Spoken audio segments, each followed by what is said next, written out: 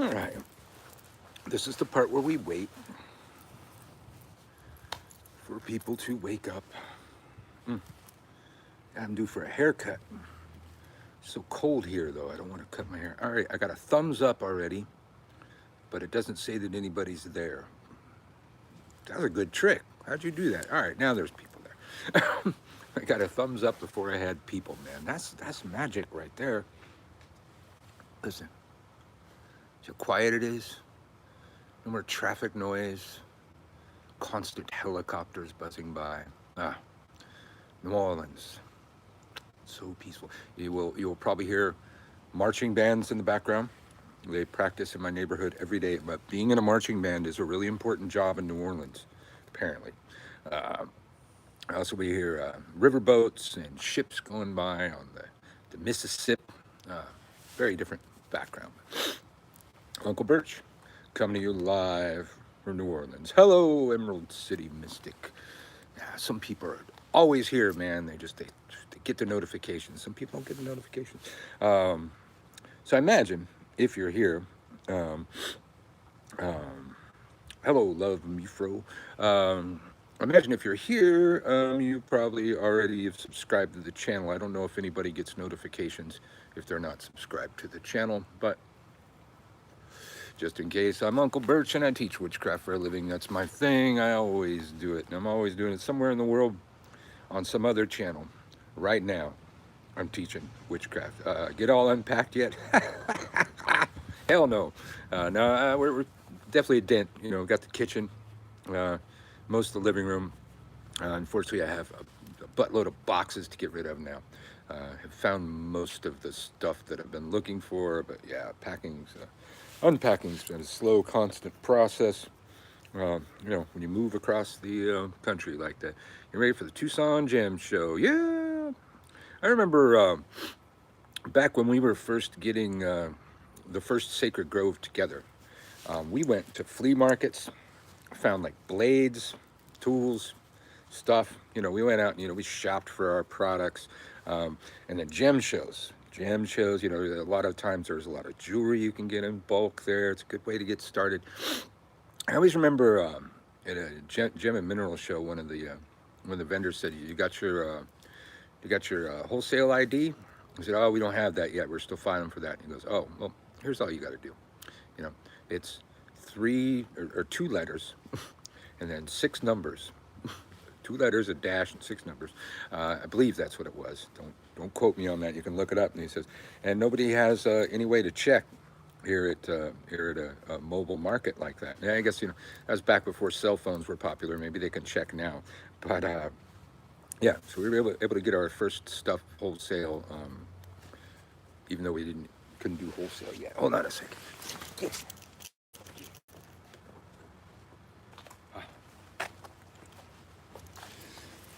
Got the black cat getting curious. He doesn't have a collar yet, so I'm not letting him go outside. And last time he came outside, he went into the house. Are you in Mississippi or Louisiana? New Orleans. I don't even like to say Louisiana. New Orleans is a whole different world. We did pass through Louisiana, but we're right. The Mississippi River is like half a block. It's literally like right there. Quite a river. I probably told the story on this channel of how we pulled that off, but I managed to sell a Hollywood penthouse in 2 days, and then remotely closed the deal on this house across the country. We had our realtors doing the walkthrough of the house on FaceTime as we're driving. We're driving across the country. We got, first time I ever had movers and packers. I always did it myself with U-Hauls before. Never again. I'm too old for that shit anyways. You're in, where is that? Hello from Northern Canada. Ooh, I bet it's cold up there. I bet you can't get so much. Yeah, so yeah, we drove, I think it was roughly 3 days. Goddamn cat.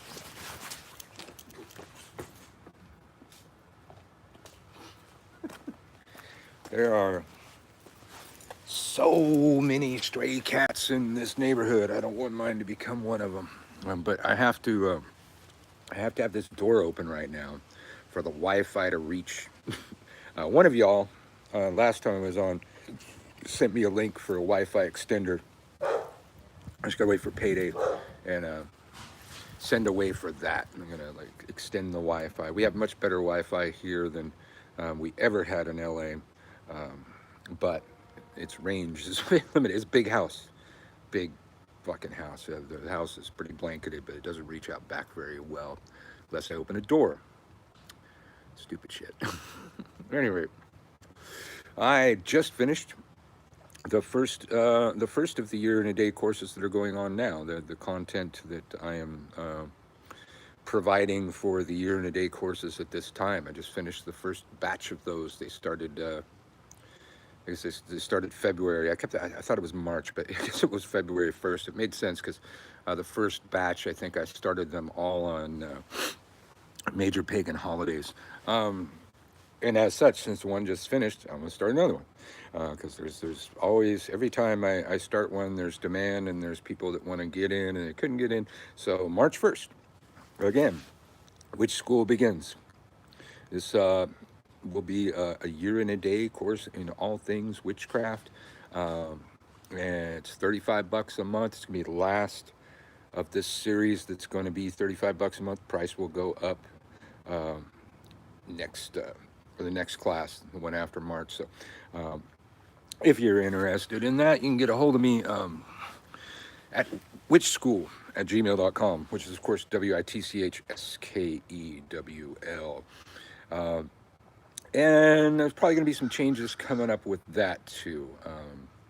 Got some good friends here, and for all the shit that people will talk about Christian Day, it's not the Christian Day that I know. And matter of fact, the stuff that I like about Christian Day is the stuff that people hate about him. I love the way he ends a conflict. He never draws first blood. I mean, he always draws last blood. Same with the Corrals. So I like that. But the guy, extremely smart about marketing and business, and I will be constantly picking his brain for that. And we had a discussion about branding and how I'm probably sending a lot of people over to the Corellians because they forgot that I spelled it SKEWL, and the Corellians, who have my last name, they have WitchSkewl. So I'm probably, and then occasionally I'll forget to spell it out, and he's got a point. So I'm going to have to rebrand a couple things and keep the old brand too. A lot of changes. I'm going to need to figure out how to redirect web pages and that kind of shit. But that's all another story. But I have found the guy to be extremely helpful and not guarding his knowledge. He doesn't view other business people in this industry as competition. And I don't either. I don't have competition. But I still don't want to send students over to WitchSkewl because I'm sure I do it better. Hey, it ain't bragging if it's true. I know that was an arrogant thing to say, and I'm okay with that. But I've been on a teaching frenzy for the last year. I had taken about 2 years off from the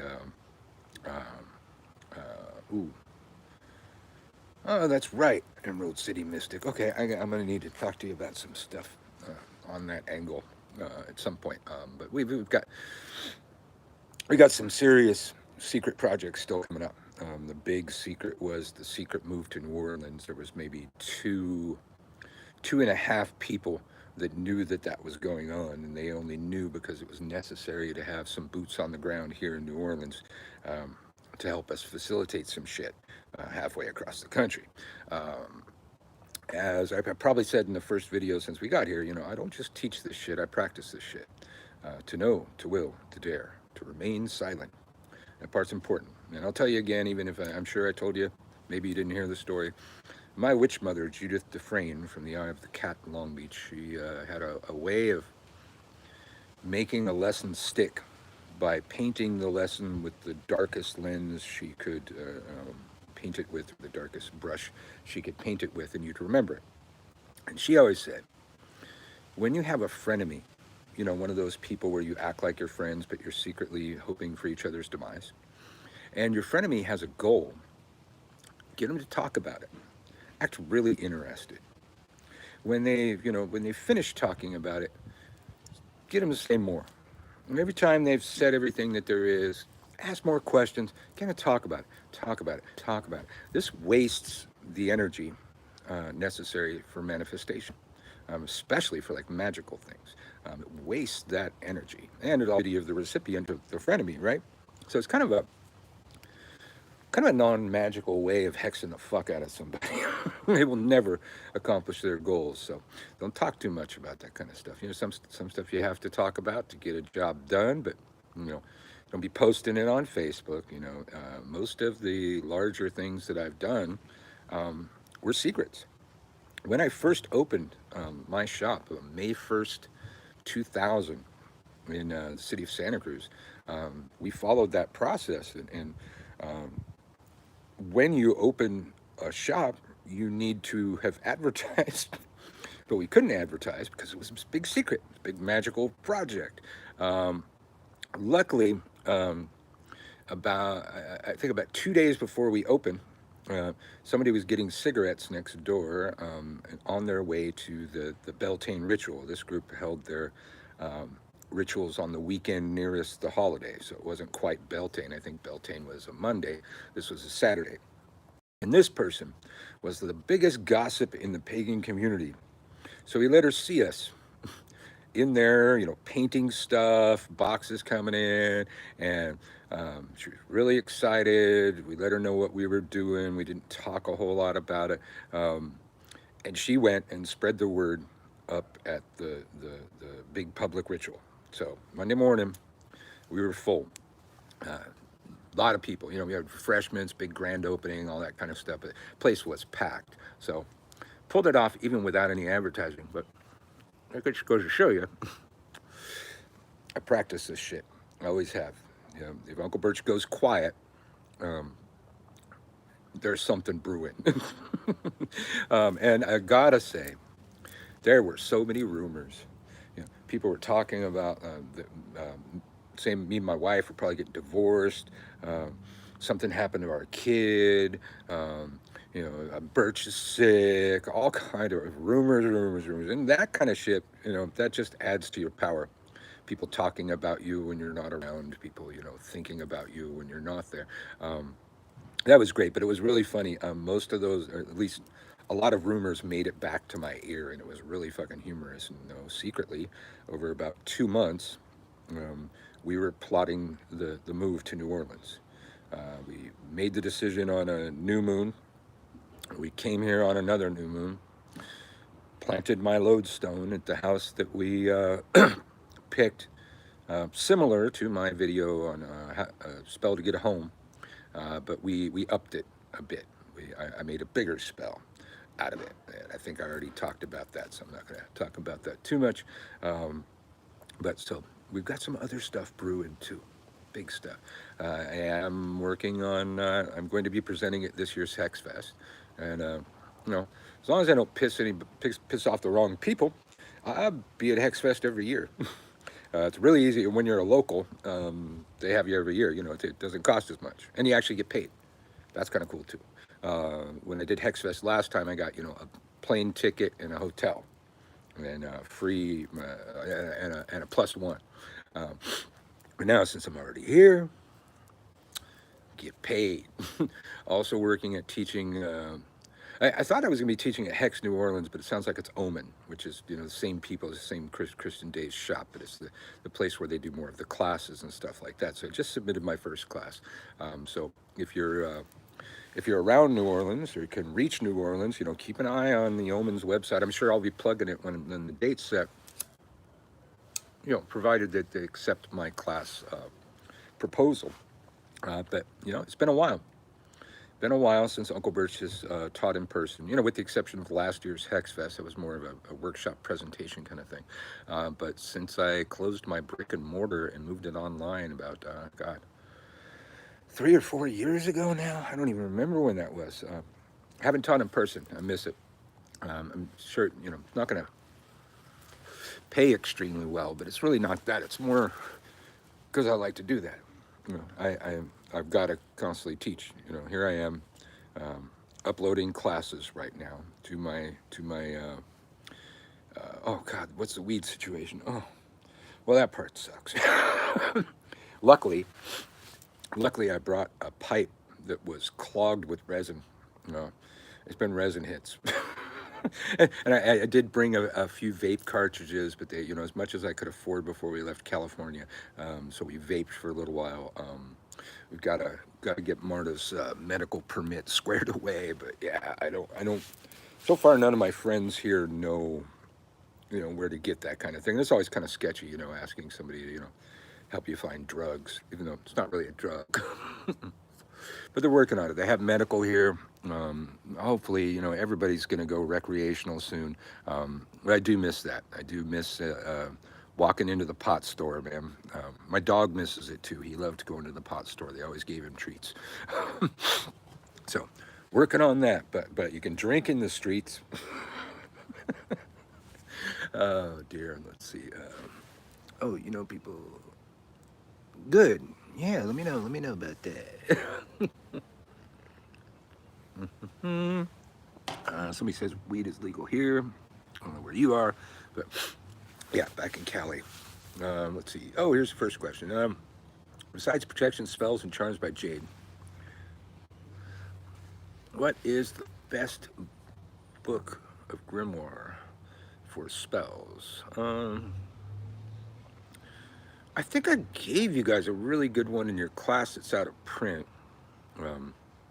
If I didn't do that, let me know, because I do have that. It is in the classes, but I got pretty busy towards the move. I may not have sent that out.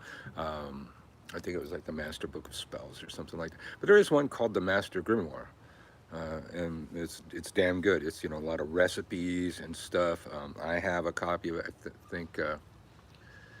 I think I picked it up in Hollywood back when I was just like visiting Hollywood, but it was a hell of a book. I looked at it and go, "Ooh, I must have that." The standards that I grew up with was the Magical Formulary and the Magical Formulary Spellbook. Those were the first recipe books available in Witchcraft back when I was a kid, and I look at those recipes now, and it's hoodoo. Is most of the hoodoo spells, most of the hoodoo recipes, classical hoodoo recipes that we see, came from those books. Came from Herman Slater, and those are still pretty findable. Sorry, don't mind my finger. Uncle Phil, what can I do to prevent being evicted? Two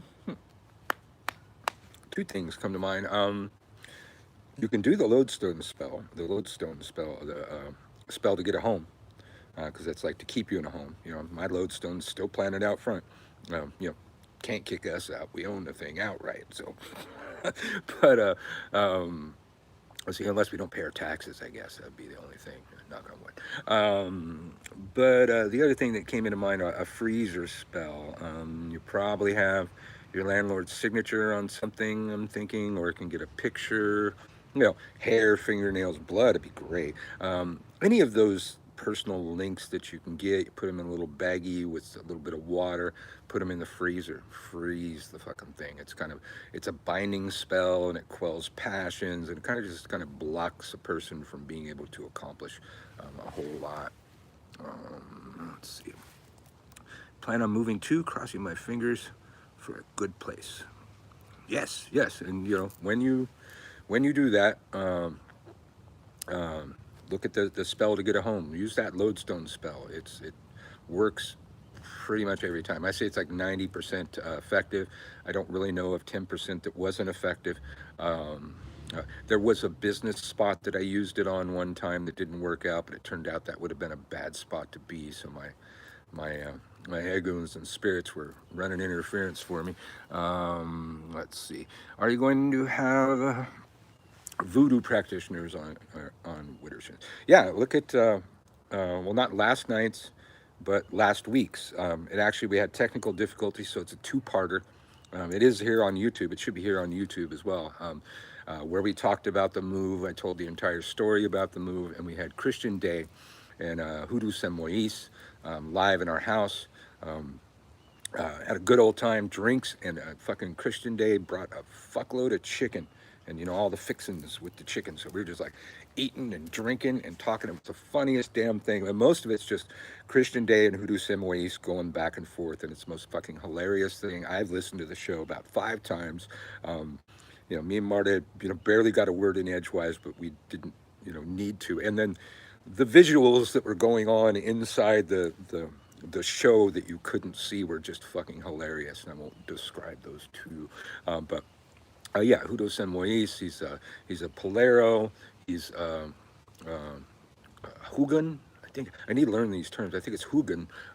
He's a priest in Voodoo. He's a Tata and Palo. He's a Hoodoo practitioner and has a shop here. Um, God, I need to remember what his shop is called. But yeah, Hoodoo San Mois. And those were the two people that knew about this thing. And actually, Hoodoo San Mois hooked us up with his realtor.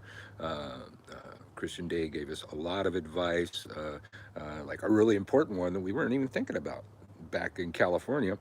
The floodplain map. Base your searching on the floodplain map. Pick high ground. Pick a place that's never flooded. So here we are in a bywater.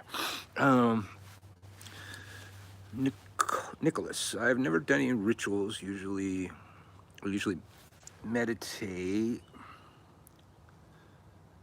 and think of my intentions, and it comes to pass. Is there a price? Is there a price I pay that I don't know? Yeah, it's intention's not all that matters. But it's an important force, and the reason that we do spell work the way that we're doing it, you know, really, we're using these props, you know, candles, oils, incense, roots, rocks, statues, whatever you got, to trigger portions of our subconscious that actually do the magic. Um, while you could tap into those forces to do that, I find the physical components make the aim more accurate. Your spell manifests better. It's like when you're just thinking things into existence, your mind can, you know, other things can pop up, the physical things, and then there's also the legwork. You know, like we did the magic, we had to look at the house. You know, we had to fly across the country, bring our son here. It was around Thanksgiving. we we ended up at 2 different total strangers' houses that invited us over for Thanksgiving. They're the nicest damn people you'd ever want to meet, and they invited us to come back every year. um, so I find that the props in the spell work are that they have jobs that we may not really understand.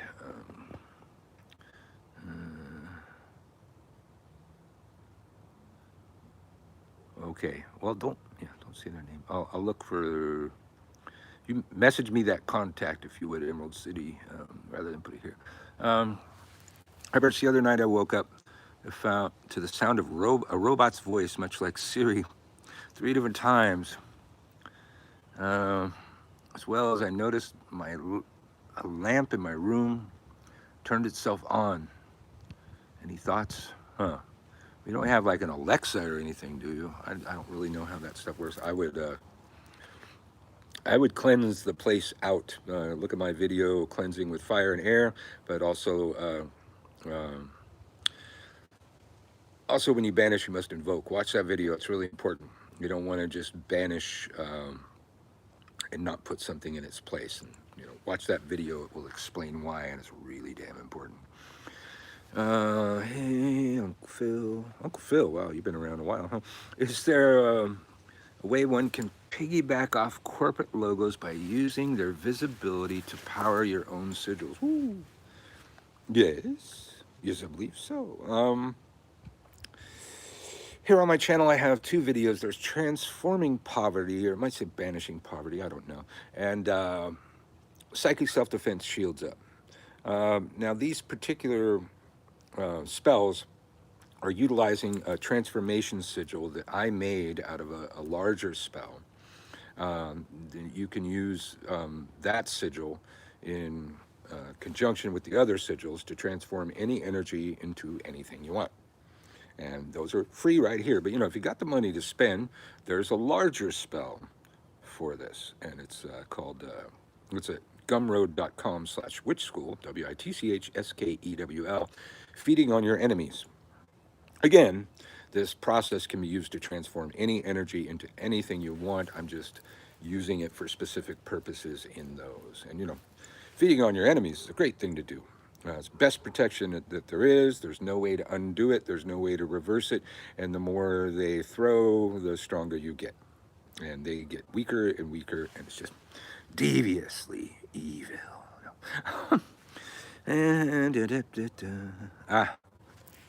Uncle Birch, any tips on how to overcome lust for result? Ooh, old terminology there we're using. All right. Yeah, I'll give you that one. I think I probably teach that somewhere on this channel here. I teach my kids this. You have a notebook, your spell notebook. Every time you do a magic, you write everything that you did, down to the time of day, the moon phases, the planetary alignments, all of the ingredients, even the mood you were in, everything that you did. Put a date on it.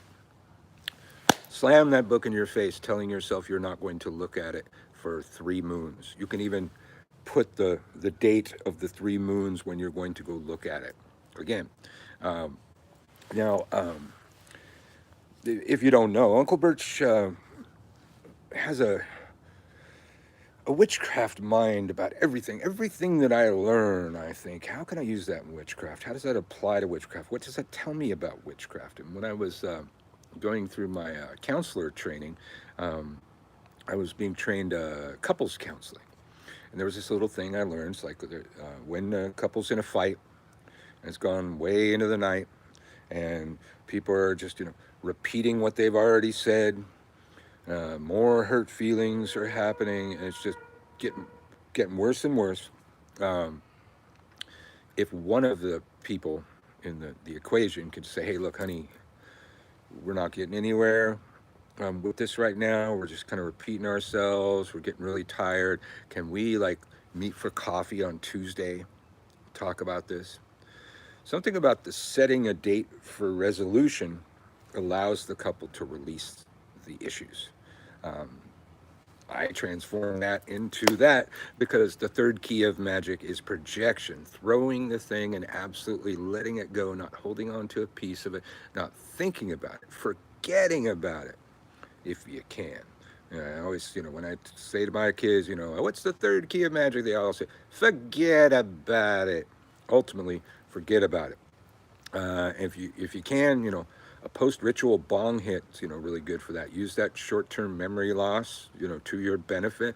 But something about that. And typically, most witchcraft spells are going to manifest in moon phases. And they can manifest before that. Quite often, you'll get 3 months down the road, and you look at it and you go, oh, shit, that happened.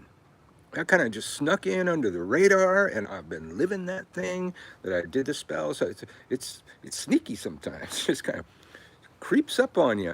And some, if you've had no manifestation for 3 moons, then you might want to look at redoing it. But at least wait the 3 moons. You got to give the things time to work itself out. So those techniques have been shown to help free us from that lust of result. Just let it go, and recognize that that you're holding the spell back, and maybe undoing it by dwelling on it. So it becomes a tool, and you get better at that over time. Also, I tell my kids, in the beginning, do a bunch of magics, have a bunch of stuff going on your altar all the time. That way, little stuff so you can experiment, see how it works out, not stuff that's extremely important. But that kind of, you've got too much going on to be concentrating on any one of those things. You just constantly be having magics going on, and putting your notes, and you open your notes up, it's like, oh, wow, that happened. And then you want to look at it. It's like, how close to what I wanted um, did that come? You know, how perfect is that manifestation? And then maybe, and that's part of the experimentation. Then you might want to look at that. Okay, what could I tweak to make this manifest a little more clearly next time? And try it again, see what happens. Then eventually you get a spell that works almost perfectly or perfectly, you know 9 times out of 10. That spell goes in your grimoire. Those are your keepers. Those are the ones that they tend to work every time.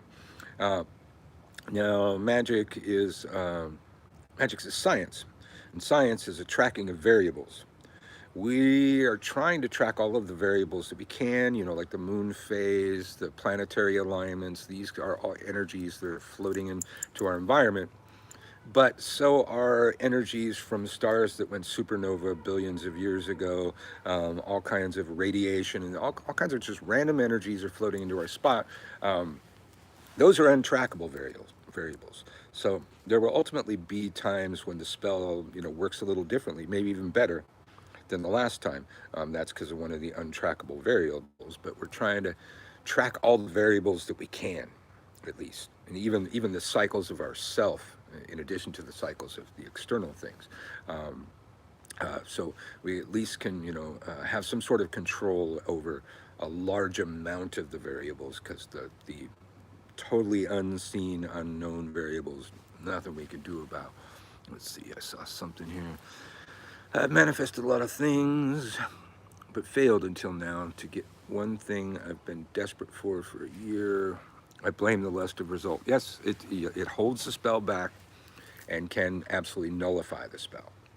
If you think about it, so you're like throwing a rock at a target, and you just have one little thread attached to that rock, and a rock probably will break free from the thread, but it's going to throw off the trajectory.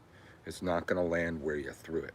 So it's practicing that throwing and letting go, throwing and letting go. There's even meditations. I think Starhawk had one where you actually meditating, throwing a rock at the horizon, and every time you try and push that rock further to a further horizon every time. But it's teaching you the mental process of the throwing, and teaching you how to let it go too. Let's see. Do you believe in ghost hunting devices and ghost mediumship demonology like TV shows? To an extent. One of the only really good friends that we made in Hollywood, witchcraft wise, was Patty Negree, and she's probably one of the more famous Hollywood witches around. She's on that Ghost Adventures show all the time. Um, uh, Seem to know her shit. Yeah, some of those ghost hunting devices are legit. The Ghost Hunter, the Ghost Hunter app for your phone. No, I don't think that phones contain the electronics necessary to do what they're doing. They're kind of fun things to play with. But yeah, some of those devices, even EVP, has been some fascinating shit, and it does make sense that those electronic sources could be used by disembodied beings to speak. I've heard some really trippy shit with EVP. So yeah, to some extent, I mean, some people just have some made up bullshit, but even like the the heat imaging cameras, like those make sense. There's always like a cold spot or a hot spot where you got a ghost. So that makes sense that those would work. Thermal imaging cameras. So yeah, I think there is some validity to those. How valid they are on all these shows, I can't really say. And the people that do the Ghost Hunters show, uh, oh god, father something. They call him Father something. I forgot his name, but I met the guy. He's a friend of mine on Facebook, so I don't want to say anything bad about him. But besides, they're vampires, and like Vampires are almost as like big as witches and other magical users here. They're pretty organized, and they have a big festival. Those same people, um, God, Father something, Father Sebastian. Yeah, I think that's it, Father Sebastian. So yeah, I don't want to say something bad about him and then see him in my neighborhood. Besides that, when we have our babysitter or our child sitter organized, we need to go to our favorite place here in New Orleans, um, a place called Potions, which you probably won't find on the map, or if you do find it on the map, you won't know how to get to it because it's a speakeasy, and you got to go through a bar and then say the secret password to the person guarding the door to go to a secret bar, speakeasy, that is run by the vampires here in New Orleans, and pretty much populated by witches. At least when I went there, everybody was witches there. I may have met a vampire. I don't know. They dress the same, so it's kind of hard to tell. And the vampires that I've met are wearing pentagrams and stuff, so it's kind of hard to tell sometimes. Let me see. Mm-hmm. Do Salmonic Pentacles require charging? Do they work just by having them? Yeah, charge everything. I charge everything. Even if you buy it from me, charge it again. Can you tell if someone is good or bad online? And if so, who am I? Well, I would normally like throw some tarot cards at it or something like that. I can't just look at your little tiny picture and tell. Literally came here right after watching the new FX video. What is the new FX video? Oh, Frater Xavier. Oh yeah, I thought he was taking a break. Maybe he's done. It just seemed that I was wrapped up in my own shit for a while there, so I kind of lost track.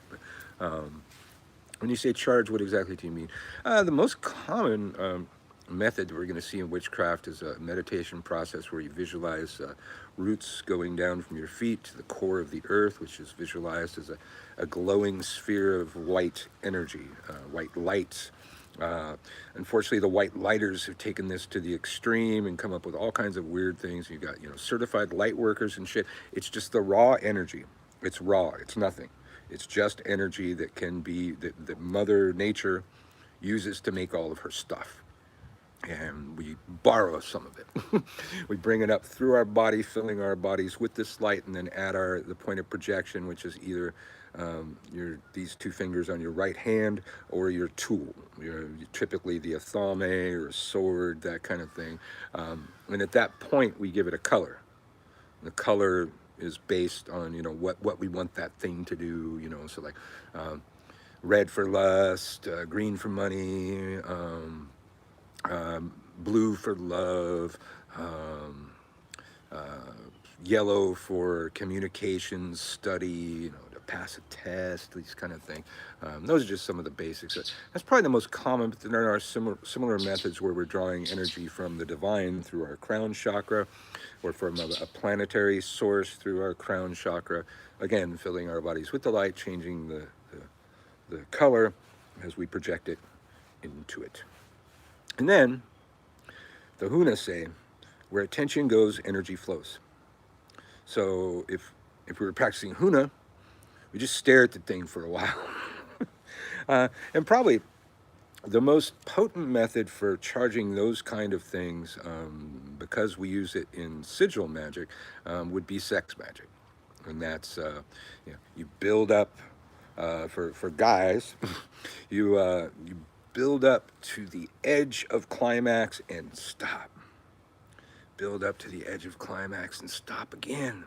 Do that as many times as you can stand it. Every time you stop, look at that thing. Look at that thing that you're charging. Throw that energy at that thing. Even pull it out of your body, throw it through your finger if you have to. Women can have multiple orgasms, so they're going to build up to climax and look at that thing when they're climaxing. And since I went there, boys, for sex magic, learn how to be a bottom, okay?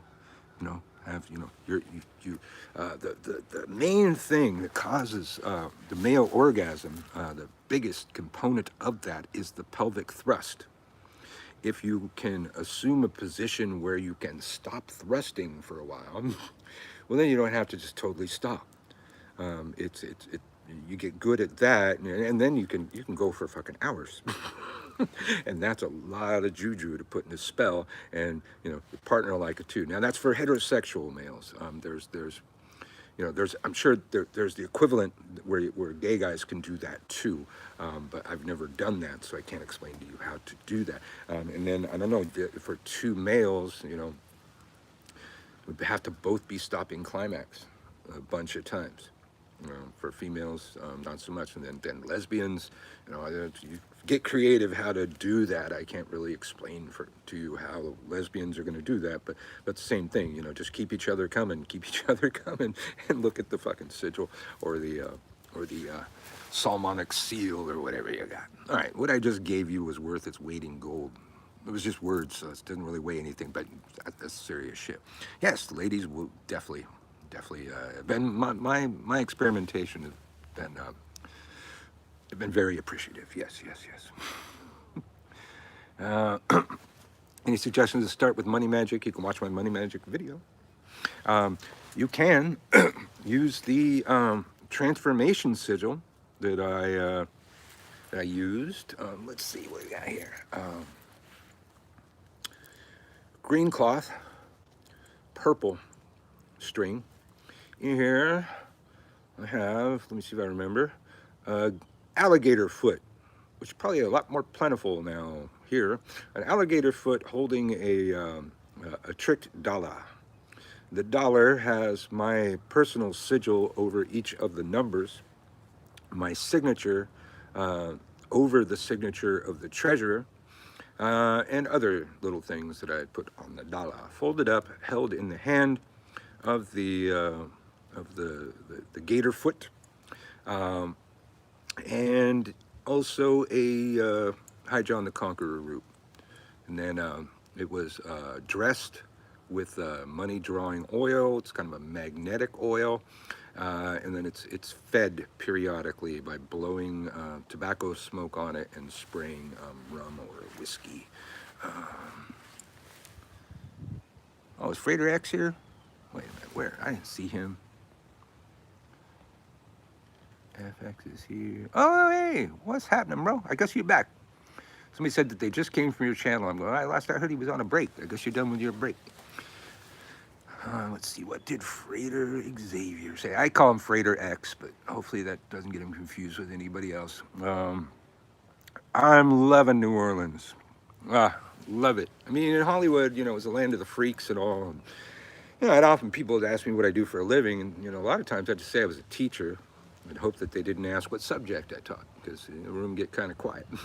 Here, I've been open as shit. Even the neighbors on both sides tell them, and everybody's just enthusiastic, and they all say, well, this is great. This is where you need to be. Even the Uber driver, when we were first here, said that, and friended me on Facebook and looked up my YouTube channel. I hear from that Uber driver pretty periodically. So, yeah, this is a place for me to be, and I'm already picking up some work, some extra work.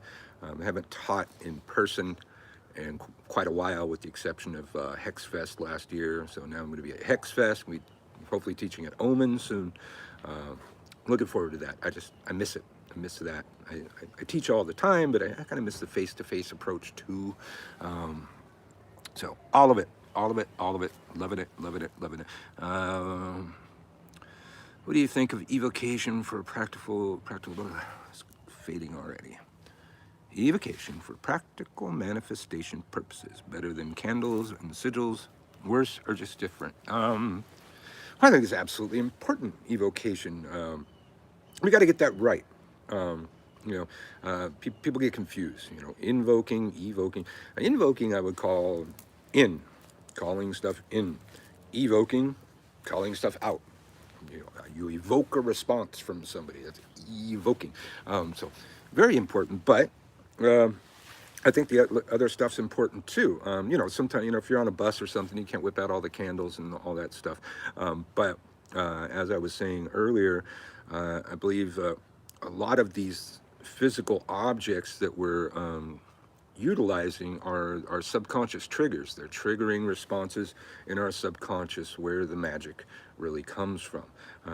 And a lot of that's harder to control consciously, but you know, we're trying to trigger ourselves with these things. And like, and even like a candle, the effect of a candle, flickering candle in a dark room has a certain effect on the magical mind. It puts us in this kind of um, mystical, magical state automatically without us even really trying. It just kind of evokes that response. So yeah, that's evocation too, I guess. Let's see, lots of questions here. I want to go to New Orleans. I bet there's a lot of botanicas, which yes, I haven't been to any of the botanicas yet. Uh, all of my friends have a store. They are really trying to talk me into doing it, and I'm just not sure. I mean, I'm learning a lot. My friend Christian Day, you know, you can like him or hate him. I have not seen the guy that people talk about. What I've seen is an extremely knowledgeable marketing fucking genius that's willing to tell you fucking everything he has done to be successful, and the stuff that he suggested to me that I need to get on doing is fucking gold. And he's trying to talk me into like opening a shop like across the street from him. It's like, so he wants to have a whole portion of this neighborhood just be witch stores, and that's great. I never liked the whole competition thing. I always think that the more magical stores in an area, the stronger the community, and a hell of a strong community. Um, let's see.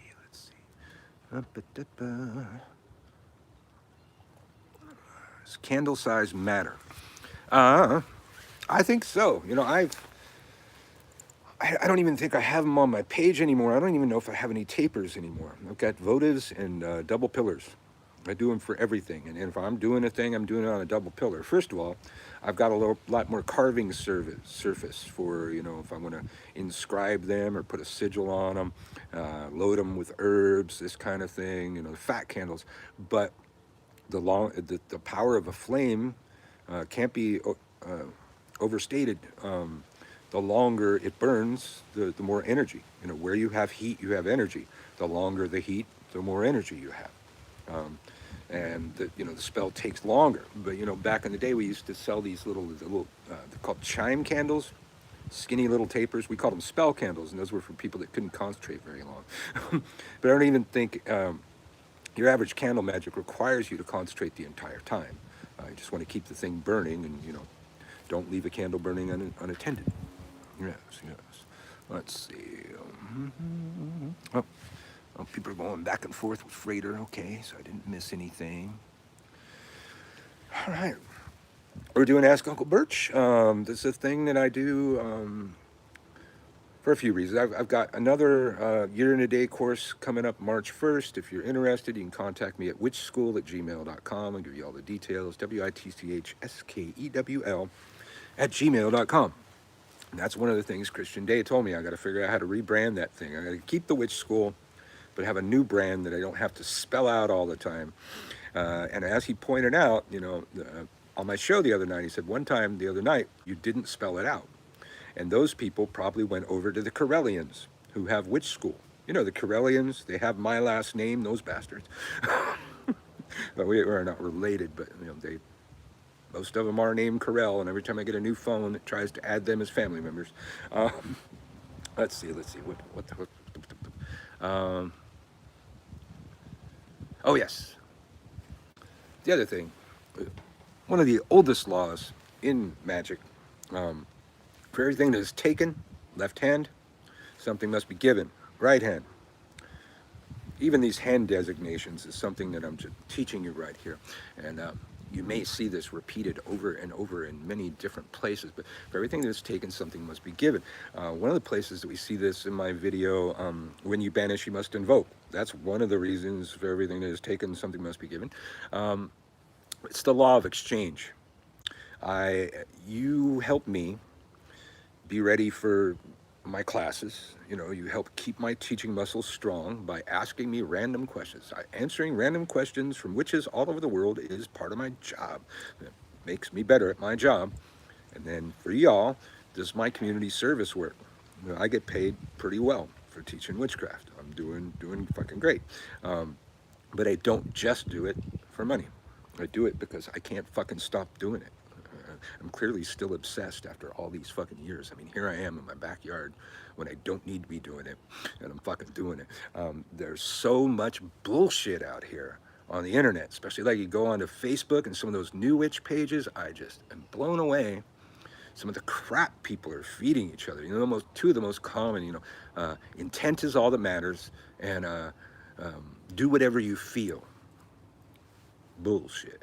I probably ranted enough about those things before for you to know my opinions on those, but just so much crap, so much crap. So I'm trying to counterbalance that by popping up here and several of those new witch sites on several of my Facebook pages, wherever I can go, to just keep some real fucking witchcraft, some real fucking magic out there in the world. And I've done it so much on this one page. I think it's Beginners Wicca and Witchcraft. They let me go live there, and I'm actually one of the popular subjects there. If you look at the popular subjects, Michael Carell's like third down there. I've done that so many times there that I see people telling the new witches, no, when you banish, you must invoke. You know, stuff that I know I was the first person they ever fucking heard that from, even though that was a magical standard when I was a kid. I find a lot of the magical standards from when I was a kid have been lost in this time of the internet, and that's been kind of my job, just bringing them back up, putting them back in place. Even like to the pattern of how a pentagram is drawn in the air. You know, shit like that was lost. And maybe it was too hard for people. You didn't go watch the big A pentagram method, and it's really easy to remember it the way I teach it. I think everybody else seems to think so too. But I'm trying to counterbalance or add some balance to the fucking bullshit out there. Yeah, it's been talking a lot about gatekeeping lately. And I've been, it's been kind of quiet and listening what all people say. And, what I've come up with, gatekeeping is usually invoked by a non-studious witch that doesn't want to fucking study. They don't want you telling them you have to do it this way or this is the right way of doing it. You're doing it the wrong way, and they get very butthurt and offended. They don't want to be questioned about their beliefs or their practices. It's like, I'll tell you what, if you can't be questioned, if you can't put your practice into words, you're a weak witch. You need to be able to explain this shit. Half of magic is being able to wrap your head around this weird shit that we're doing sometimes.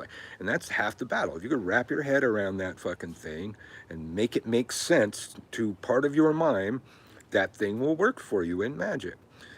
I'm more than willing to tell people this and not holding anything over people's heads, but still, occasionally people are going to call me a gatekeeper. It's like, okay, well, if gatekeeping is not buying y'all's bullshit and putting some real shit out there and maybe calling you on your shit, yeah, I'm fucking gatekeeper number one, bitches. Deal with it.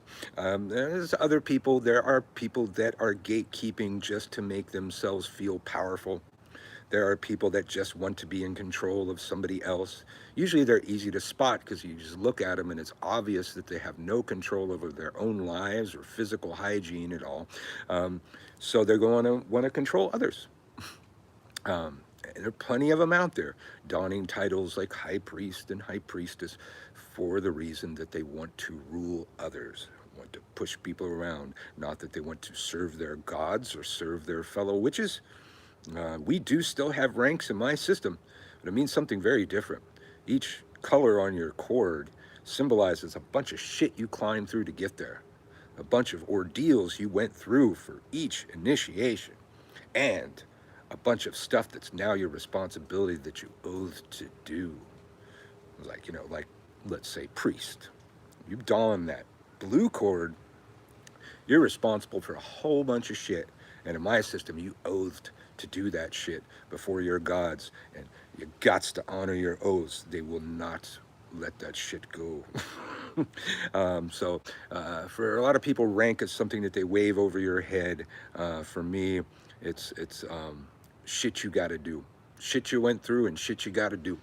It does have a rank. The gods are where we get our benefits from that. If you have gods, if you view it that way, that's where we're going to get our rewards from, not ruling other people.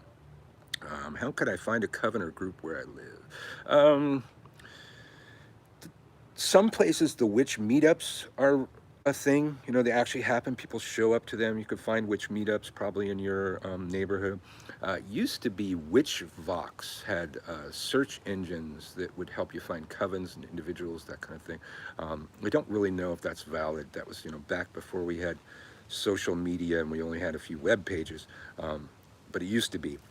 That you're gonna have to poke around. There's going to be probably, most places in the world and definitely in this country, around the large holidays, the Sabbats, somebody's going to be having some public rituals somewhere or gatherings, pagan prides. Those are good places to meet people. You gotta get out there in the world and meet people. Look around. That's a lot of groups are going to these kind of things to find members. Beware of people that are trying too hard to recruit. Beware of priesthoods that are overbearing and too controlling. Look for those kinds of things that I told you about there. But that's something that's you might be able to find some stuff out there on social media, but it's also going to require some legwork. You're going to have to go out there in the world, meet some people. Come to Hexfest, August 7th through the 9th, here in beautiful New Orleans, where I will be teaching, what is it? Oh, the magic of the mind. I had a few things that I was going to throw there, but it turned out that locals don't have to teach three. Fucking people calling me. Locals don't have to teach 3 classes. I had to teach 3 of them last time, to earn my keep, I guess. I only have to teach 1 class, and it's not early in the morning. It's gonna be great. Clean. What did you say? Yes, knowing how and why magic works is key. Yes, that's what I always say. Mom used to say that. She used to, and this will probably offend some of my friends because hoodoo is such a big thing, but she used to say the difference between folk magic and witchcraft is folk magic was often the magic of the folk having watched a witch do that. So they're duplicating a bunch of steps that they don't really understand, combining ingredients that they don't know anything about. A witch knows how and why the thing works, not just what things to add together to make it work. Well, I'm glad your spells work too. Colleen, yes.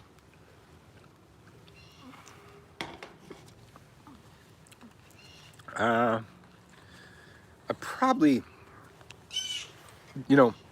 that particular question, that might be more like Frater X's realm there. Is the Tree of Life pathwork incorporated into witchcraft, and if so, how?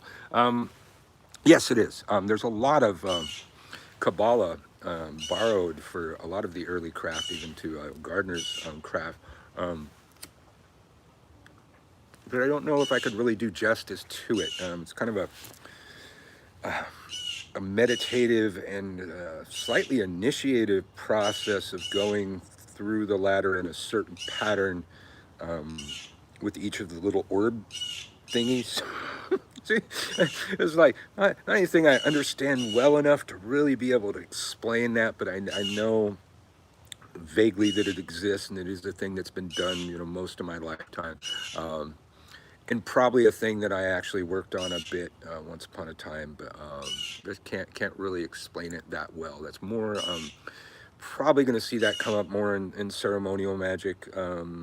They borrow a lot of Kabbalah too, but early witchcraft borrowed a lot of ceremonial magic. That's why we have those little Kabbalistic components in a lot of the crafts to this day. Legend had it that when witches started to reform, there was a lot of data about casting the circle for the sacred space being necessary, but nobody actually had a working magical circle in their books of shadows. So they borrowed from the ceremonialists because their methods were unbroken. I don't know. I think there's an example or two of a ceremonialist getting persecuted during the Inquisition times, but it's so vague I can't even draw the reference. Their magics tended to stay intact from the time that the original grimoires that brought those methods out came about. Hey, Uncle Birch, can you share a funny or inspirational magical success story or purple lady story? I scored. All right. Close to May 1st, year 2000. Me and my soon-to-be business partners that were going to open the Sacred Grove, we went to business class, the local community college. We're probably only in the class for about a month because the business started moving faster than the class. Like we asked the teacher, said, "Hey, when are we going to talk about leases?" And he goes, "Oh, it's a couple weeks down the road." And it's like, "Oh, fuck. We're meeting the landlady tomorrow." We need to know. So we took what we learned from that business class down to the proposed shop. And one of the things that we learned was you need to do a survey of the foot and vehicle traffic. And so we spent most of the day there, looked at like the lunchtime traffic, the rush hour traffic. But right around lunchtime, oh wait, first of all, we, my deck, the Witch's Tarot, shuffled it, had one of my members pick a card. The card they picked, I hate it when they fucking call me. I got to remember to put do not disturb mode on again. My wife is trying to find some insurance or something, and so I'm getting spammed by a fucking million insurance companies. At any rate, they pulled this fucking card. And in this card, there is a picture of a building. Behind the card is that building. Now, to what we were doing in trying to manifest a building, this seemed a very clear sign. So we were working at another witch store. I was the manager there, and we decided to break off and start our own. One of our customers from that store came out of the Cigarettes Cheaper right next door. And we said, "Hey, would you like to help us with our survey?" And he goes, "Yeah, sure." I said, "So do you think this would be too far for you to go to get your magical supplies? This is a convenient place." He goes, "Yeah, I come here, every day. I get a pack of smokes. And I go to Whole Foods across the street, blah, blah, blah." And so shuffle the deck, 78 cards, fan them out. "Pick a card, sir." Guess what card he pulled? Yep. We signed the lease the next day. A strange way to conduct business, but being it was a witch store, that wasn't strange at all. What's the lesson number we're on for the November 1st class? Oh, shit. I would have to look at that. Send me an email, witchskewl@gmail.com. If if your credit card didn't, go through or something like that, you may have had a gap. I'm not sure, but all of the, you should get 3 a month, so you could do the math. You could count, 3 a month. If there's any gap, you let me know because I have a digital duct tape method of getting you the classes that you missed. That's kind of tricky.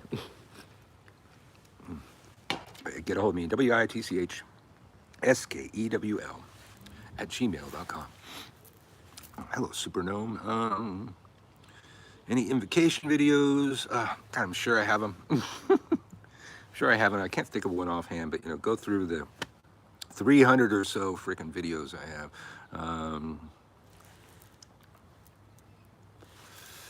Let's see. Is there any positive meaning for the devil card? Yeah, my deck is more like lust. That tends to be a positive. In other decks, it's bondage. I think like the Rider-Waite, it's like bondage and that kind of stuff. Which you might be into that too. A thing I learned a long time ago.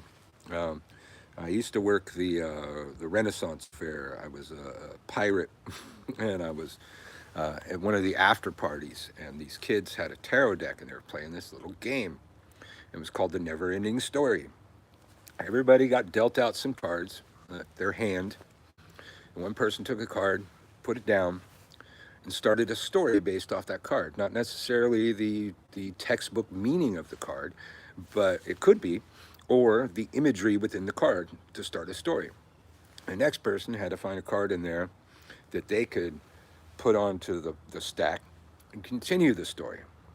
Eventually, you get subplots and side plots. And so, we ended up playing this at coffee houses. It was back before when I didn't drink, so we'd be like up all night at fucking coffee house playing these. I was addicted to fucking double mochas, I think.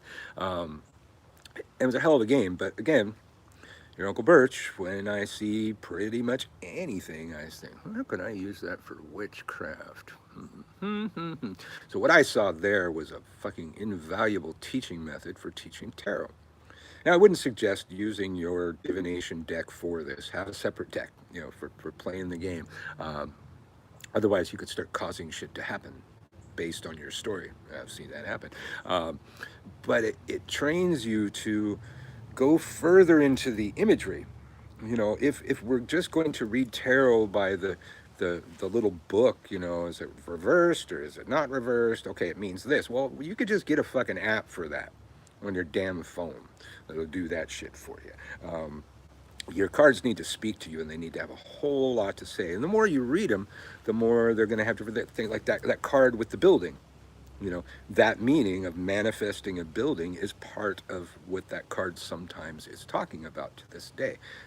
It evolves, but this the using the imagery to tell a story kind of thing. It changes your cards. It gives more meaning to your cards that can become divinatory meanings later.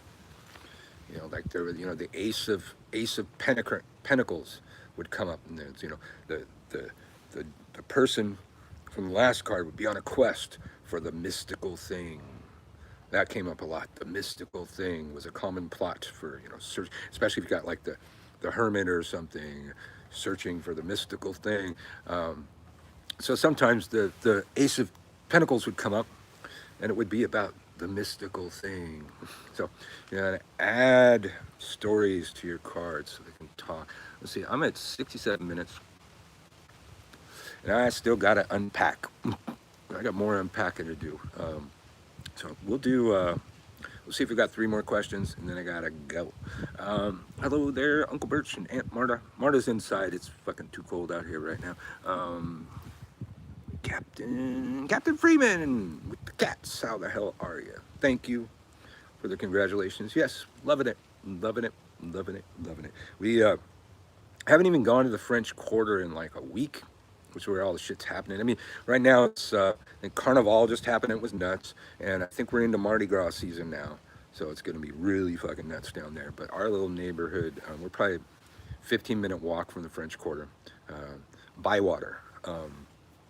Is so cool. There's just like restaurants, breweries. There's this bakery that's dog friendly. We're just walking around the neighborhood, learning our neighborhood. Immediately, the first fucking day met a witch. I was just talking to some old lady, and she goes, "What do you do for a living?" And I go, "I teach witchcraft for a living." And she goes, "Oh, I'm a high priestess of this coven from Canada." Blah blah blah. And yeah. Uses of Van oil, a recipe if possible.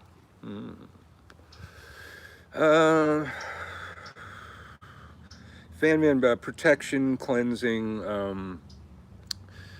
Let's see. Cedar, lemongrass, and I like a little bit of bergamot. I like to have an extra citrusy smell to it, just an underlying note of bergamot. Van. I'm usually going to make Van blue. All right, let's see. Did I see another question here?